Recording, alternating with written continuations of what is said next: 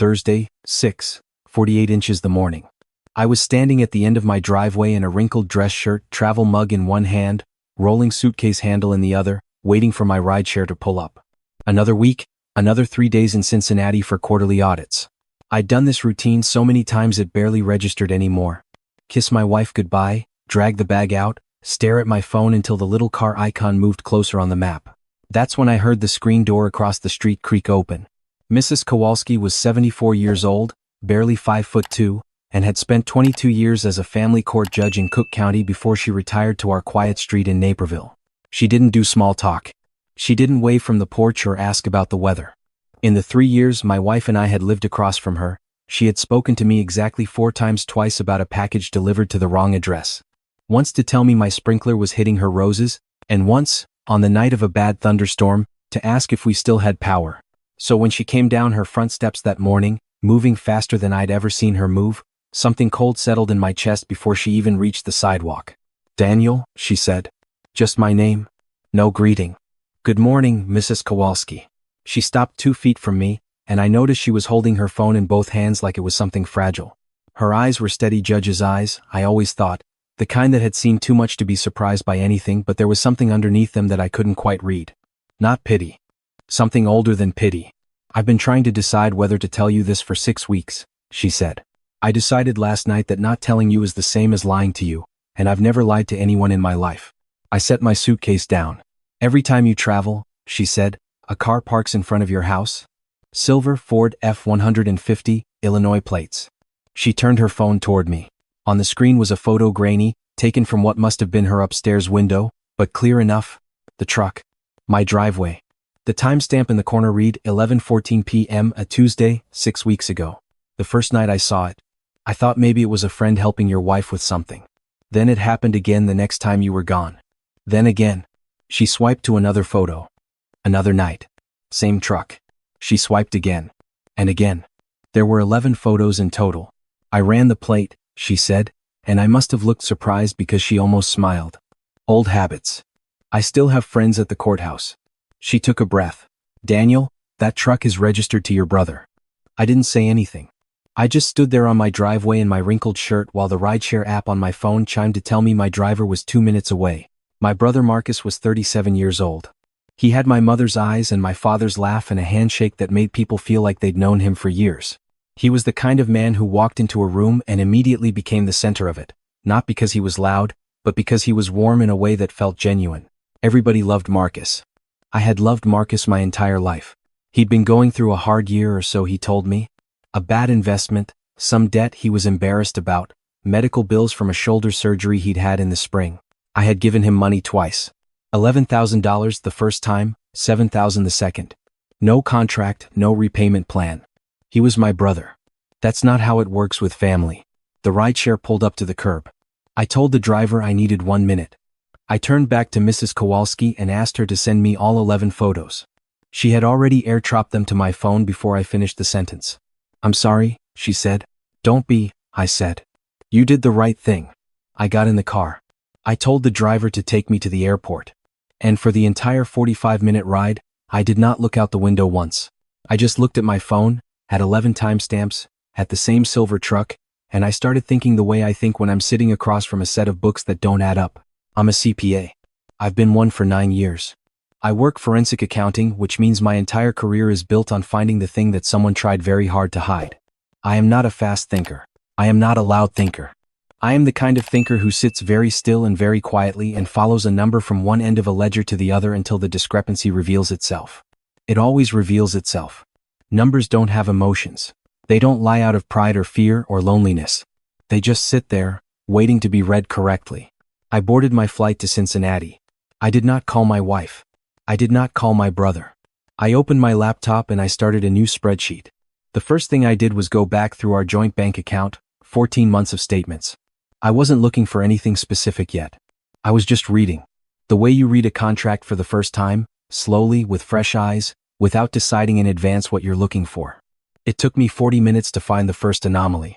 Cash withdrawals. Not large ones, nothing that would trigger a flag or catch the eye on a quick scroll. 200 here, 350 there. Twice a week, sometimes 3 times, always on days I was traveling. Over 14 months, the total came to just under $9,000. Cash. Gone. I closed the laptop. I looked out the airplane window at the clouds below and I thought about the shoulder surgery. The medical bills, the bad investment, $11,000, $7,000. $9,000 more from our joint account that I hadn't known about. Marcus hadn't been struggling. Marcus had been funded. I spent 3 days in Cincinnati doing exactly what I was paid to do. I reviewed the quarterly books. I found 2 minor reporting errors that had nothing to do with fraud. I submitted my report. I shook hands with the client. I ate room service alone in my hotel room every night. I was completely professional. I was completely present. And every evening after dinner, I worked on my other spreadsheet. By the time my return flight landed on Saturday afternoon, I had a complete picture. I had cross-referenced the cash withdrawal dates against my own travel calendar. Perfect overlap, 31 out of 31 trips. I had pulled the phone records from our family plan. My wife and I were on the same account and found a secondary number that she had texted almost daily for 8 months, a number that was not in her contacts under any name. I ran that number. It was a prepaid. But the billing address attached to the account when it was purchased matched an apartment Marcus had rented briefly 2 years ago before he'd moved. I sat in the back of my rideshare from O'Hare to Naperville and I felt something that I want to describe accurately, because it wasn't what most people would expect. It wasn't rage. It wasn't the kind of grief that breaks you open. It was more like the moment in an audit, when everything finally reconciles, when the number you've been chasing clicks into place and you understand exactly what happened and exactly how long it had been happening and exactly how deliberately it had been hidden from you. It was clarity. Cold, total clarity. My wife was in the kitchen when I came home. She heard my key in the lock and called out from around the corner, the same way she always did. "Hey, you're back early." "Flight was ahead of schedule," I said. I put my bag down. I walked into the kitchen. She was standing at the counter with a glass of wine, scrolling on her tablet, and she looked up at me and smiled, and I looked at her face and thought, there it is. The face of someone who has been doing this for over a year and has become completely comfortable with it. "How was Cincinnati?" she asked. "Fine," I said. "Books were clean. We had dinner." She talked about a show she'd been watching, a problem with a coworker she found annoying, a plant on the back porch that was dying and needed to be repotted. I listened. I asked 1 or 2 questions. I ate my food and I washed my dish and I told her I was tired from traveling and was going to bed early. I did not sleep. I lay in the dark and I thought about the next step. Sunday morning, I drove to the office. Not unusual, I often worked weekends during busy season, and my wife had learned long ago not to ask about it. I sat at my desk, and I opened the secondary spreadsheet, the one I hadn't shown anyone, and I started building the document that would matter. Forensic accountants don't just find discrepancies. We build narratives. We take the raw numbers, the dates, the amounts, the account numbers, the timestamps, and we arrange them into a story that a person with no accounting background can follow from beginning to end and arrive at only one possible conclusion. We do this because eventually, the narrative goes to a courtroom. Or, in other cases, to a divorce attorney. I spent 4 hours on Sunday building that narrative. Every cash withdrawal, documented. Every date correlated to a travel record. The phone number, the billing address, the connection to Marcus. Mrs. Kowalski's 11 photographs, imported and arranged in chronological order with the corresponding withdrawal dates highlighted beside them. It was 43 pages when I finished. I printed 2 copies. I put one in a manila envelope and locked it in my office safe. I put the other in my briefcase. Then I made a phone call. Her name was Patricia Owens, and she was the best divorce attorney in DuPage County. I had met her once at a professional networking event 3 years earlier and kept her card for no reason I could have explained at the time. I called her personal cell, introduced myself, and apologized for the Sunday intrusion. She told me not to apologize in her line of work. She said, Sundays were when the real calls came in. I gave her a brief summary of what I had. She was quiet for a moment. "How complete is your documentation?" she asked. 43 pages, I said. Bank records, phone records, photographic evidence, time-stamped and cross-referenced. Another pause. "Can you come in tomorrow at 8? "Yes," I said. That Monday morning, I met with Patricia before work. She reviewed the summary pages while I sat across from her desk and drank the coffee her assistant had brought and looked at the framed degrees on her wall. When she set the pages down, she looked at me with the careful, measured expression of someone who has learned not to react to other people's disasters. "This is thorough," she said.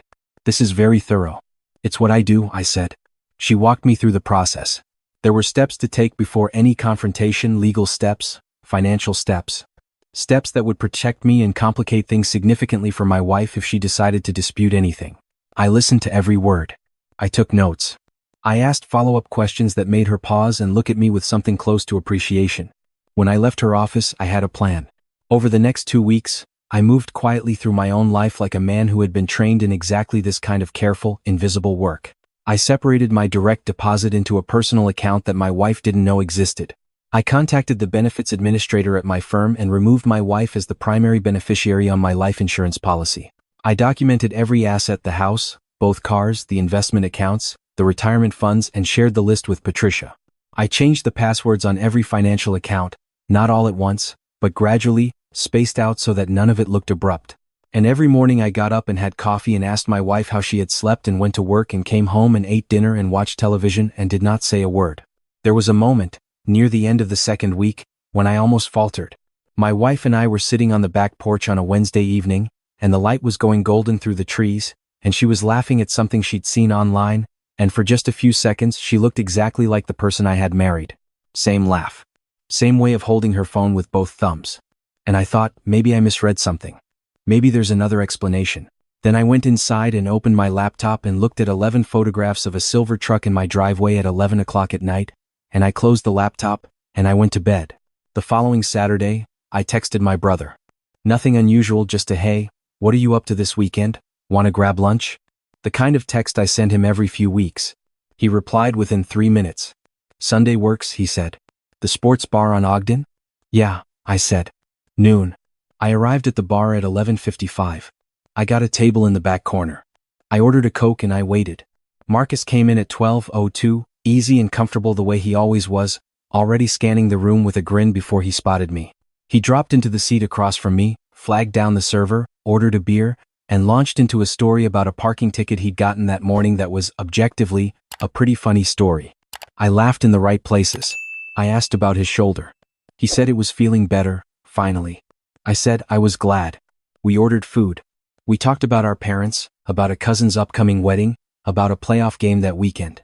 And then, in the middle of talking about the game, I said, casually, "The way you'd mentioned the weather, I've been thinking about refinancing the house. Rates dropped again." He nodded, eating a fry. "Yeah, might be a good time. I was looking at our accounts this week, actually. Going through everything to figure out what we're working with before I call the bank." I paused. Interesting exercise. 14 months of statements. You see patterns you don't normally notice when you're just checking the balance. He kept eating, but something changed in his posture. Just slightly. Just enough. "Like what?" he said. "Like cash withdrawals," I said. "Regular ones. Small enough to not look unusual on their own, but when you put them in a spreadsheet, they form a very clear pattern." I picked up my Coke. Correlates almost perfectly with my travel schedule. He was looking at me now. He'd stopped chewing. "Marcus," I said, and my voice was completely even, completely calm. The same voice I use when I'm presenting findings to a client. "I know everything. I've known for 2 weeks. I have 43 pages of documentation." I set my Coke down. "I didn't bring you here to fight. I don't want a scene. I just want you to understand, before any of this moves forward, that there is no version of this story where the numbers don't tell exactly what happened. There is no version where you were not aware of what you were doing, and there is no version where I didn't fund it." I looked at him steadily. $11,000, Marcus. 7,000 more. 9,000 from our joint account that I didn't know about until I looked. The color had drained completely out of his face. He opened his mouth. "Don't," I said. "Don't apologize right now. I'm not ready for that yet, and honestly, I'm not sure I'll ever be. What I need from you today is simple. Don't contact her. Don't contact me. Don't do anything that complicates what's about to happen legally. If you can do those 3 things, I won't make this harder for you than it needs to be." I put a 20 on the table. "Lunch is on me." I stood up, buttoned my jacket, and walked out of the bar. I sat in my car in the parking lot for 3 minutes. My hands were perfectly steady. I started the engine and drove home. That evening, I called my wife from the guest room where I had quietly been sleeping for the past week, claiming a bad back. I asked her to come in and sit down. She did. She sat on the edge of the small armchair in the corner and looked at me with an expression I now recognized as the expression of someone who has been waiting for something they've been dreading. "I want to show you something," I said. I opened my laptop and turned it toward her. The spreadsheet was on the screen, clean, formatted, color-coded the way I do all my work documents. Every column labeled. every cell sourced. She looked at it for a long moment, and I watched her eyes move across the rows, and I watched the exact moment she understood what she was looking at. Daniel, keep reading, I said. She read. Her face went through several things in the space of about 90 seconds. Surprise, though not genuine surprise, more like the surprise of someone who has been caught. Not of someone who has been wrongly accused. Then something that looked like it might become defensive. And then, when she reached the page with Mrs. Kowalski's photographs, something that collapsed entirely. She closed her eyes. How long have you known? She said quietly. 2 weeks. She pressed her fingers to her mouth. Please don't, I said. I've been sitting with this for 2 weeks. I've thought about every version of this conversation. I've thought about what I would feel if you said you were sorry, and the honest answer is I don't feel anything yet. I think I will eventually. But right now, I just need to get through the next part. I reached into the drawer of the nightstand and pulled out the envelope. I held it out to her. She took it. She opened it slowly. Inside were 2 documents: the divorce petition, already prepared and reviewed by Patricia, and a single page that was not a legal document at all. It was a summary 1-page, no more of the cash withdrawals, with a line at the bottom that read, amount transferred from joint account to personal use without consent, $8,940. This figure will be addressed in settlement proceedings. She looked at that number for a long time. I didn't think she started. You didn't think I'd find it, I said. That's different from not doing it. She looked up at me. Is there any way we can? No, I said. It wasn't angry. It wasn't even sharp. It was just the flattest, most honest word I'd said in 2 weeks. She was quiet. The room was very still. Patricia Owens is representing me, I said. Her office will reach out to you by Wednesday. I'd recommend you find your own attorney before that call. I've already spoken with her about the financial documentation, and she is prepared to present every page of it if this goes to dispute, but I don't want it to go to dispute. I don't want a long process. I want this to be clean and final and as civil as 2 people who are no longer going to be in each other's lives can possibly make it. She looked at the papers in her hand. Her voice was very small. Where will I go? I thought about that for a moment. I thought about 11 photographs. I thought about $27,000 and the shoulder surgery that wasn't quite as bad as he'd said it was. I thought about a man who had been my best man at my own wedding and had stood next to me and shook my hand and smiled. I think you should start by calling the people you chose, I said. Work it out from there. She stood up. She held the envelope against her chest. She looked around the guest room like she was seeing it for the first time, the small bed, the single window, the stack of books on the floor that I'd been working through during the nights I couldn't sleep. Something moved across her face that I couldn't name. Something that might have been grief or regret or just the particular sadness of seeing a door close that you'd left open yourself. She walked out without another word. I heard her moving around the house for about an hour, drawers opening and closing. The sound of a suitcase being pulled from the closet shelf. Her voice once, low and brief. On the phone I didn't try to hear what she was saying. At some point the front door opened and closed. Her car started. The sound of it faded down the street. I sat in the quiet for a long time. I thought about something Patricia had said to me at the end of our first meeting, when I was putting my papers back in my briefcase. She had looked at me the way Mrs. Kowalski had looked at me on the driveway with something that wasn't quite pity, that was older than pity, and she had said, "You're handling this extraordinarily well for someone who just found out." I had thought about that sentence for 2 weeks. I had turned it over and examined it the way I examine a number that doesn't look right. And I had concluded that she was wrong, or at least incomplete. I wasn't handling it well. I was handling it correctly, which is a different thing. Handling something correctly is not the same as not being hurt by it. It just means that you've decided the hurt does not get to be in charge. The numbers were what they were. The photographs were what they were. A man I had trusted with my life had made a decision, and so had the woman I had married, and they had made it not once but dozens of times over the span of more than a year. They had made it while I was shaking hands with clients in Cincinnati, while I was eating room service alone in hotel rooms, while I was depositing my paycheck into an account that my brother had helped drain. They had made it deliberately, consistently, and they had counted on the assumption that I would never add it all up. That was the miscalculation. A month later, I was sitting in Mrs. Kowalski's living room, which smelled like tea and old books and something faintly floral I couldn't identify. She had invited me over after she'd seen the moving truck I'd hired to take some furniture to storage, and I'd said yes without really thinking about it, and now we were sitting in 2 wingback chairs that had probably been in her family longer than I'd been alive, drinking Earl Grey from cups that matched their saucers. "Is it finished?" she asked. "Getting there," I said. Settlement should be signed by the end of the month. Clean, like I wanted. She nodded slowly. And your brother? I thought about Marcus. I thought about his face in the sports bar, the color leaving it. I hadn't spoken to him since. I probably wouldn't for a long time. Maybe ever. Some distances, once made, can't be undone simply because both people are still alive and related by blood.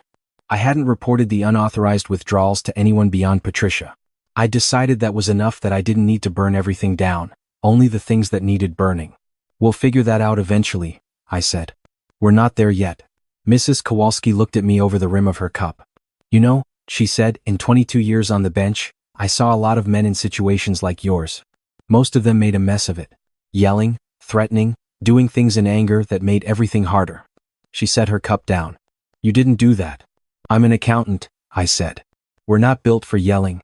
She almost smiled. No. You're built for patience. She was right about that. Patience is not a virtue I was taught. It's a discipline I trained myself into through years of sitting with columns of numbers that refused to reconcile until I gave them enough time and enough stillness to show me where the error was. And all of this, the photographs and the spreadsheets and the long quiet nights in the guest room had been no different, not really. It had been an audit. A thorough one. One that I had not wanted to run, and one that I had run anyway, because knowing the truth, even when it costs you everything you thought you had, is always better than the alternative. It is always better than sitting across from someone at dinner and not knowing that everything they're saying to you is a performance. It is better than funding a lie with your own labor and calling it love. It is better than waking up one morning in a life that was never exactly what you believed it was and having no idea how long that had been true. I knew how long it had been true. I had the records. I had the dates. I had 31 travel logs and 31 corresponding cash withdrawals and 11 photographs and 43 pages of documentation. And I had a cup of tea in a dead judge's living room, and outside the window the street was quiet and October cold and entirely, completely mine. Thank you, I said to Mrs. Kowalski, for telling me, for all the photographs. She waved her hand once, dismissively, the way she probably had with lawyers who thanked her too profusely. I told you, she said, I don't lie. And I don't look away. Neither do I said. Not anymore.